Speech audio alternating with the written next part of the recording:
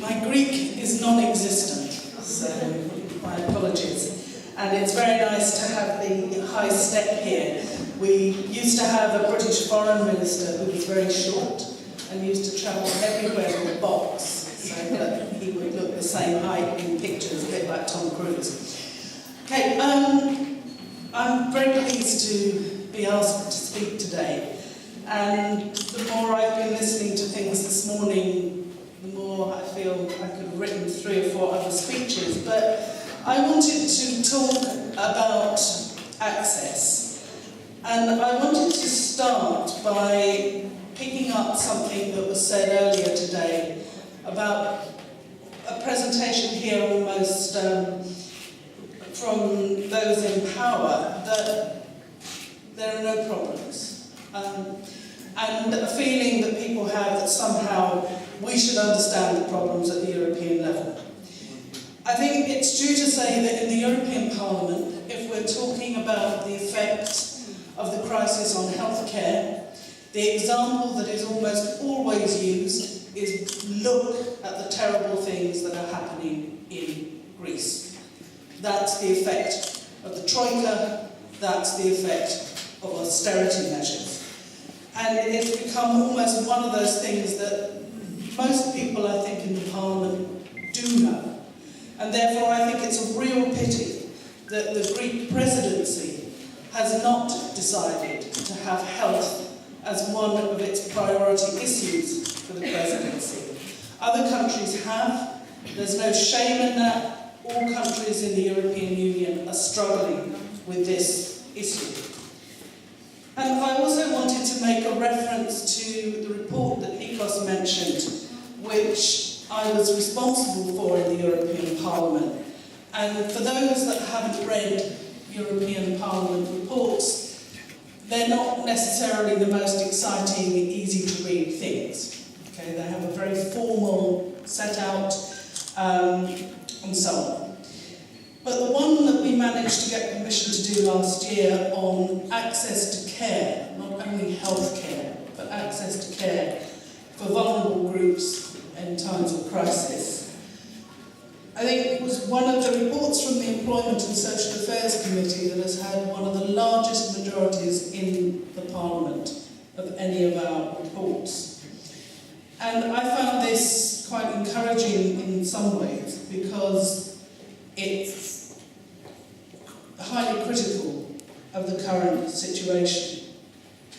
And it starts with a reminder that all human beings are born free, with equal dignity and rights, and it is the responsibility of member states to promote and to guarantee those rights through their constitutions and their public health systems. And it says too that the fundamental values of the European Union should be respected even in a crisis situation, and access to care, healthcare, social assistance should be seen as a basic right for all in the European Union. Because as the European Union likes to talk a lot about values, it likes to tell the rest of the world what values it should have. And therefore I think for many of us in the Parliament and elsewhere, the fact that we think that the way in which the Troika has acted has not been in accordance with those values. And another report which is happening in the Parliament at the moment is actually evaluating the work of the Troika. And we have had a very big fight from the Employment and Social Affairs Committee to be part of this discussion, because a lot of people think it's only about economics in the widest sense. Whereas we're clear that economics as a sort of, philosophy is one thing. Economics in daily life and what it does to people's lives is another, and has to be recognised and has to be, those things have to be integrated. And that's been something that the Parliament has been really pushing for. The Greens have been pushing for this, the Socialists, and we're managing to get people from other political groups as well to now realise that this is important. So in terms of healthcare and access, as somebody said earlier this morning, what's supposed to be at the heart of this is the needs of the individual, the needs of the patient needing care. That should be the primary concern. That access for individuals to be able to get to that care is crucial. It's why we have public healthcare systems, why we think that's part of an advanced society, and that no one should be left behind. It's been part of what's pushed Obamacare in the United States, where you have the richest country in the world, but millions outside a healthcare system, or really crippled by debt because of paying for healthcare. And I think one of the interesting things happening in the States at the moment is that the Occupy movement there has had a part which has been buying up debt, when it's sold on in the debt market, and then forgiving that debt for the people concerned, mostly about medical bills. But we also know that access to care is an issue for society as a whole, about public health. The European Union does have some responsibility for that, about general well-being, mutual care, because we also know, as we saw again this morning, that if we're seeing a rise in tuberculosis, for example, that is not just a question for the individual, it's a question that affects the health of all of us who may be walking the streets of Athens at any point.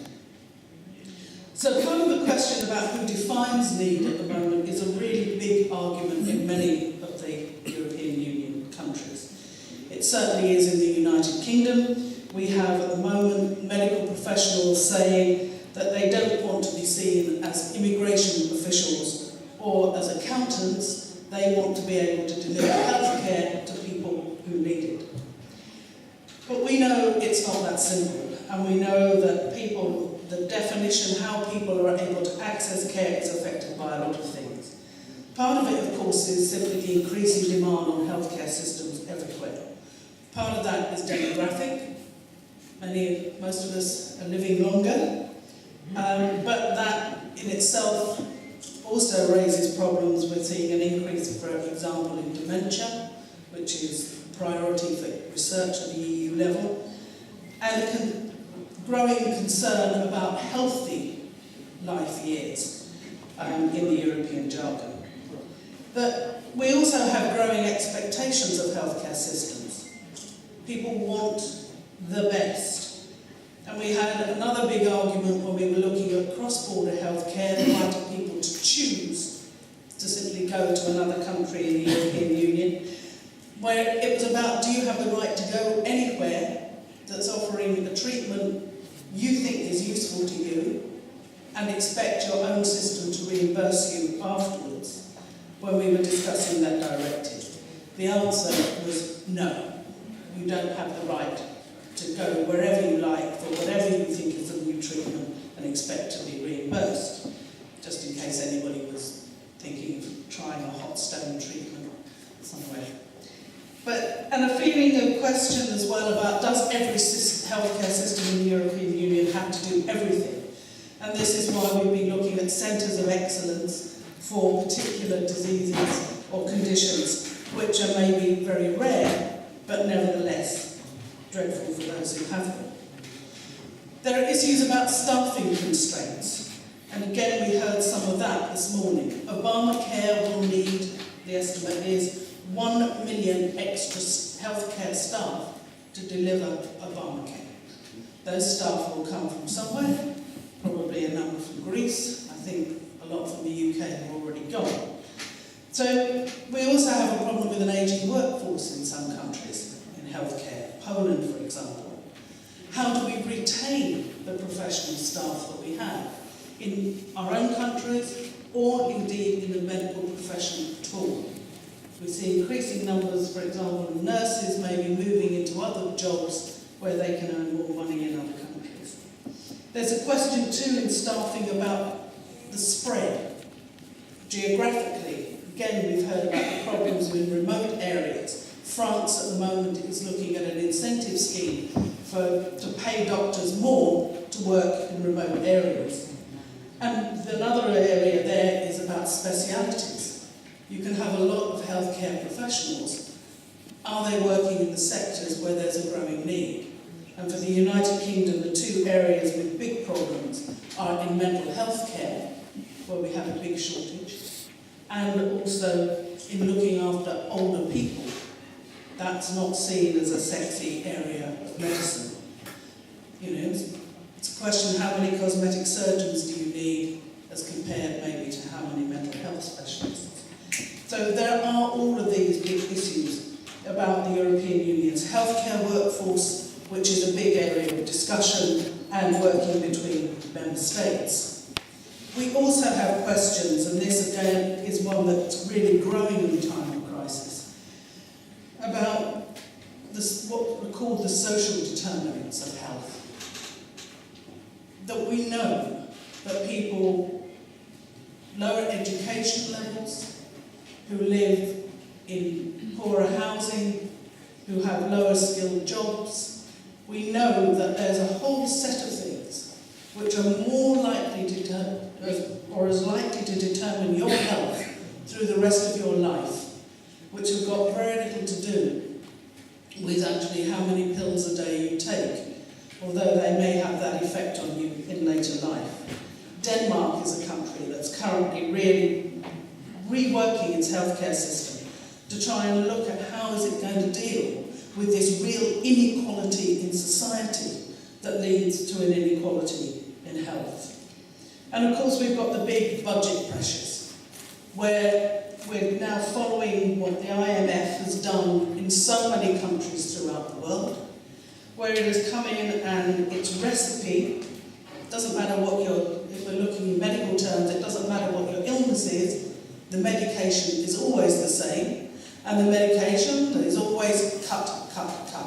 It's like medieval sort of bleeding, to see if the patient gets better as you bleed them, and if they don't get better, you bleed them some more. And to look at that sort of across-the-board cuts as a way of actually improving things has had a dramatic effect in all of the programme countries. When we did the report in the European Parliament about access to care, we heard from a number of organisations, including Doctors of the World and their specialists from Greece. We heard from carers, we heard from the European Network for Independent Living, people with disabilities, and other organisations. And we were hearing about the way in which access is being controlled. Things that you will be familiar with. Long-term unemployed, losing their right to healthcare insurance. The effects of what's happening in the workforce in terms of short-term contracts, casual work, and how for countries with insurance systems this is affecting the right of people to actually have healthcare insurance. We haven't begun to look at the impact of those work patterns on health and safety outcomes in the workplace, because I think we may well be seeing a rise in problems at work. We've had a big fight about migrants and their right to healthcare. You may have been reading about some of those issues in the British press, where as an EU national, the government is looking to see how much money they can get out of you at some point when you come. We've heard about the rise in costs, and there the figures for Greece we've been hearing are dramatic. 30% of people here who feel that they cannot access healthcare that they need because of the costs. And if you look at the lessons from Latvia about what happens when you put in across-the-board increases, the same amount payable by everybody, the poorest are spending more and more of their household budget on healthcare. We heard about stigma. We heard about the way in which some people with particular conditions are made to feel they are not worthy of being cared for. Whether that's HIV, whether it's people with disabilities, older people who are not worth caring for. And we heard as well about some of the cuts in other services and their impact on health. So it was a very depressing picture. And of course what it means is that there is now informal decision making too about who accesses healthcare. Those with money can access healthcare. Those with social power find it easier to access healthcare. And there's also an element of geography. If you happen to live in somewhere that does have provision, rather than living in maybe a rural or a poorer city area that doesn't. And an increasing feeling that in many countries the health priorities, the health budget is determined, certainly for programme countries, by the Troika and not by those who are elected at all. So what we've been saying is, as I say, part of it is that the social dimension has to be part of any solution for any programme country. And that if you leave it out, again, as we've been hearing, the long-term effects are dramatic. And you don't save money. You know, if you're not spending on prevention, you will be spending in accident and emergency when people roll up there with a cut that could have been stitched, that could have been disinfected. They will roll up there with a much worse condition that will cost much more money, and people will be prepared to pay at the accident end because people, react to that sort of dramatic crisis in a way that they don't to something which doesn't seem so important at the time. We're very clear that we want upfront assessments of the policies that are being put in place. What is this going to mean for the people concerned? Not just for your balance sheet. What does it do for people? Does it fit with the anti-poverty strategies that we are supposed to have? Many of us think these days we have poverty creation strategies, but we are supposed to have anti-poverty strategies. Do these policies fit? Do these policies deal with inequality? Or are they actually making our societies more and more unequal? And if we're looking at the use of European Union funds in this, Troika may and that sort of decision-making may well have helped. There's not so much money there, of course, to put things right. But there is a major report on the use of European Union structural funds in relation to health being published in a week or so's time, which will be looking at some of the things happening in a number of countries, including Greece, including the UK, to look at where money is being spent, what are the problems, how could it be spent better. There is money in the new budget for the European Union from 2014 to 2020, not as much as some of us would have liked, but nevertheless it's there. The social fund, 20% of that is for dealing with poverty and social inclusion. And I think that, used well, could have a very positive effect. Issues about training the workforce can be covered. Health and safety issues can be covered. Social innovation, there's money there. There's money in a whole set of contributory areas, other things that have an impact on health. Dealing, for example, with air pollution. In London, that's one of the things which actually contributes to early deaths. 4,000 a year is air pollution. So that's why we've got to fight with the government back home on that. But there's money around for transport issues, energy. There's a whole set of things, rights and citizenship, which deals with childcare. It's the new Daphne programme as well. So dealing working with child protection comes into that. And I think that if we're looking at a lot of those funds, there are a lot of things there that can work with this supposed policy of health in all policies to really make some differences. It won't solve all the problems, but it can help. And I think one of the challenges is going to be for the national government and maybe also for local and regional government to look at what's there, how can it be put together to really make the maximum impact for the people on the ground. Because it's one thing having a little pilot project. If you can join that up with other things, then maybe it begins to make some sort of difference, and at least will help people feel that they haven't been totally abandoned by a system that's only looked at the economics and not at people's everyday lives. Thank you.